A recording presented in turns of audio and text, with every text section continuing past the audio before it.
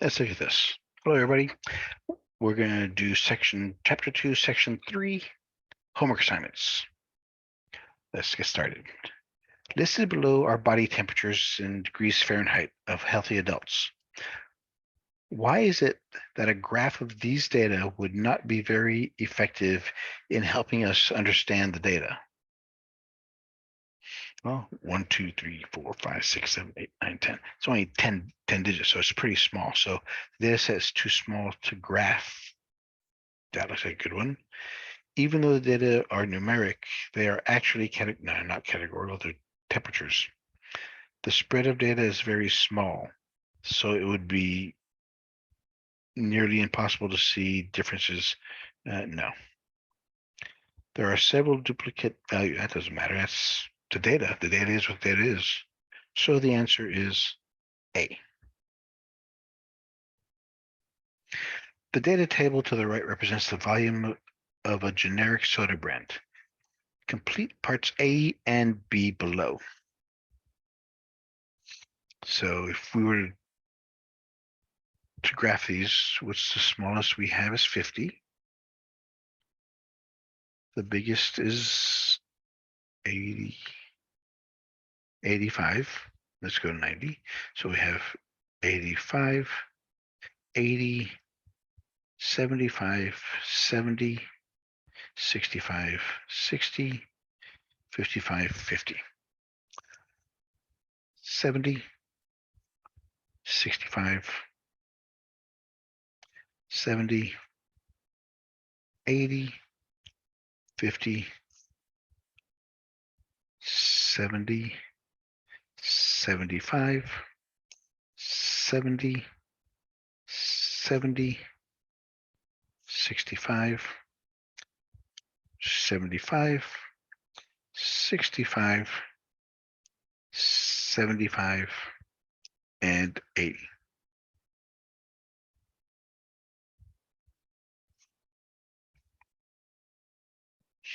So which one of these?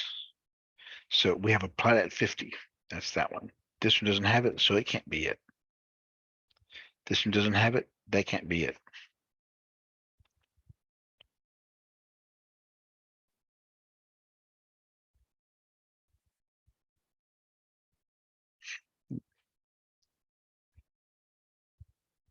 There's a dot on 85. This one doesn't. This one has one there.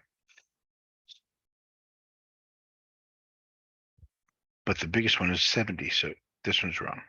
So the answer in this one, the graph is C. Let's see what it means. Are there any outliers? No. Well, yes, there is. First off, this one here is very far away from the next one. So we do have an outlier. Anywhere that says no is wrong. Yes, the volume of 70 ounces appears to be outlined. No, it's not. It's right top dead center, so that's not right. The volume of 50 is, that's what the outlier is at 50. Doesn't matter with that one.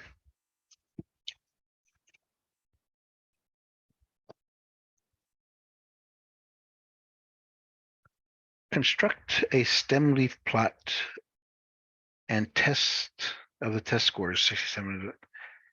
How does the stem leaf plot show the distribution of these data? So let me draw mine. Stem leaf, you have the stem. What's the highest, lowest? So lowest is 60. So these are the first digits: 60, 70, 80, 90, and 100. Now, anything that starts with a 6, then it ends with a 7. There's a 73. There's a 75. Okay, so now at 80. So we have 86, 88, 89, 88. So it's 86, 88, 89, 89. Because we're ordering, we have to put our data in order.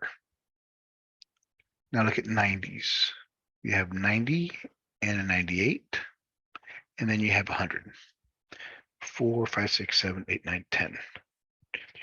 5, 6, 7, 8, 9, 10. Yep. So this is what I was supposed to look at. 7, 3, 5, 6, 8, 9, 9. So that one's not right. 3, 5, 6, 8, 9, 9. Nope. Has to be in increasing order. So the stem leaf is B. How does a stem leaf plot show the distribution of these data? The lengths of the rows are similar to the heights of bars of a histogram. Longer rows of data correspond to longer rows are larger frequencies. The lengths of the rows are similar to the widths. Nope, not the widths of the bars. The lengths of the rows are similar to not the width of the bars, it's the heights. Length of the rows are similar to the heights of the bars in a histogram. The longer the rows correspond to the higher frequencies. Yes.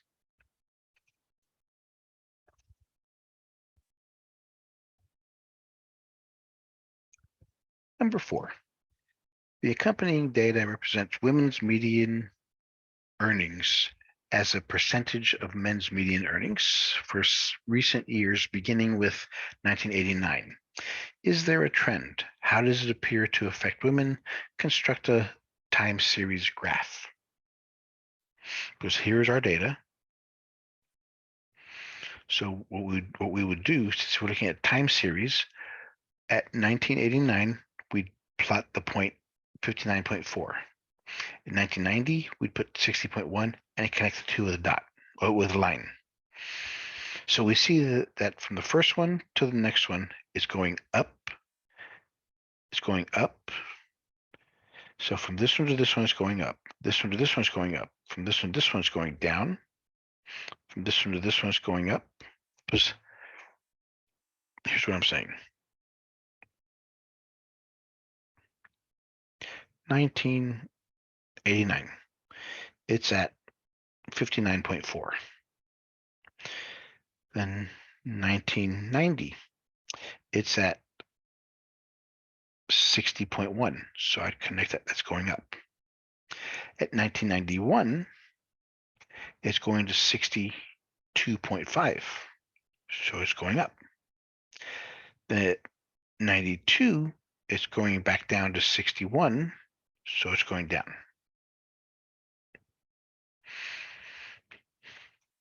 All right, so that's what we're looking for.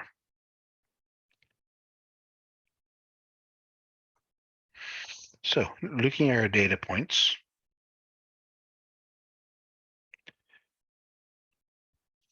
1, 2, 3.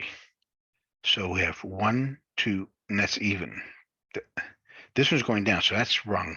The data has to go up first couple of steps. So 1, 2, down. 1, 2, across. So that can't be it. So our graph is going to be this one. Because it's going from here to here. It's going up, going down, going up, going down. It stays the same. Going up, going up. So that's what we look at. Comment on the trends. Choose a correct comment below. There is a general downward trend. No, it's not. It's going upwards. So no. There's a general upward trend through there, though there have been some down years. Yes. An upward trend would be helpful to women so their earnings become equal to the men. Yes. Yeah, there is a trend. We're looking at it. We're looking at the trend. It's slowly going up.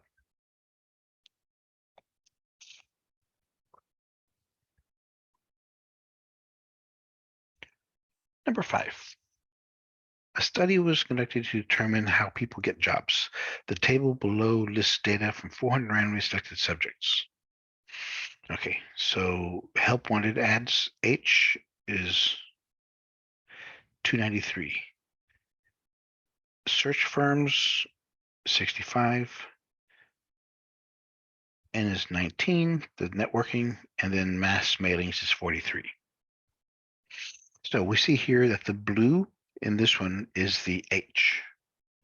The red is the E, N is light blue, and yellow is the M.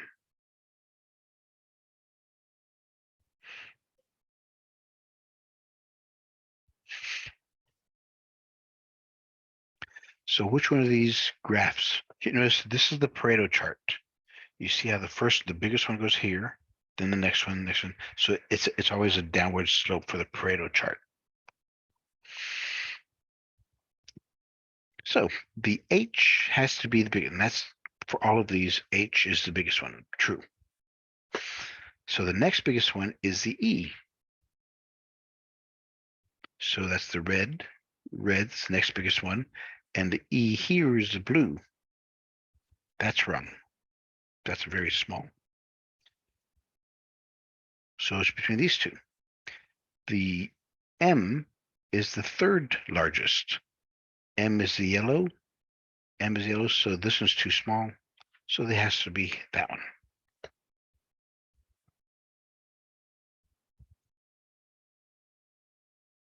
Compare the pie charts above to the Pareto chart given on the far left. Yeah. Can you determine which graph is more effective in showing the importance of job searches? Yes, the Pareto chart. By far, the Pareto chart is more effective because you can see that this one outweighs gets a lot more than that one. Number 6.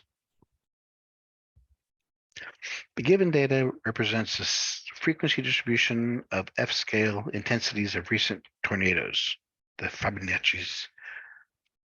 Use the frequency distribution to construct a frequency polygon. Does the graph suggest that the distribution is skewed? If so, how? Okay, so let's just draw ours first. Remember, it's asking for a frequency polygon. Frequency polygons begin and end on the horizontal axis.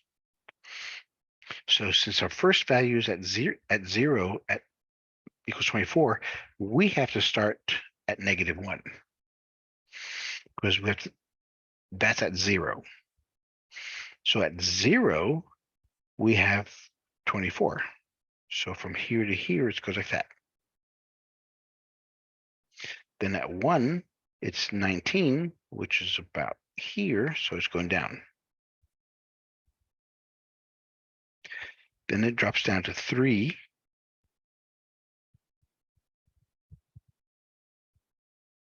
It stays at 3. And then it drops to 2. So it's going up and down.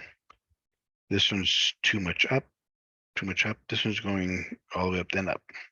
So the answer is C. Is it skewed? Again, here's your big toe. It's the right foot, so it's skewed right. The distribution appears to be skewed to the right. It's positively skewed. Yes. There's not much more we have to look at.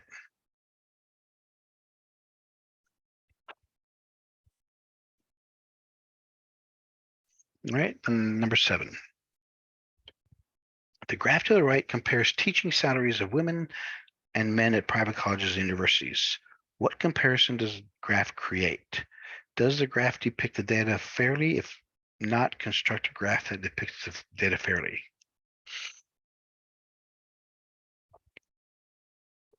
What impression does the graph create? Well, first off, it's not a fairly represented graph because it doesn't start off at 0.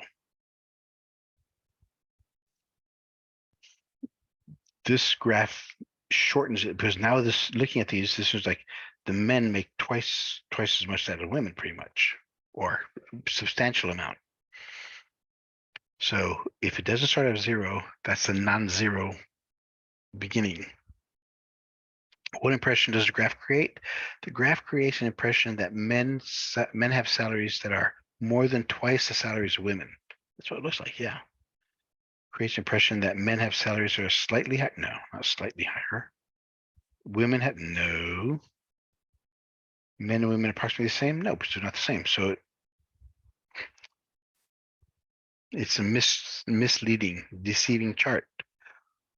Does the graph depict the data fairly? Does it? No.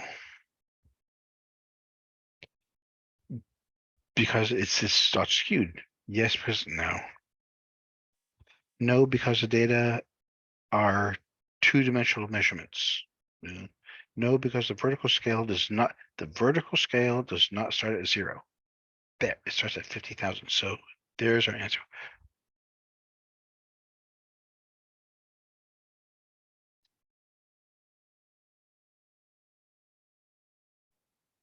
If the graph does not depict the data fairly, which graph does?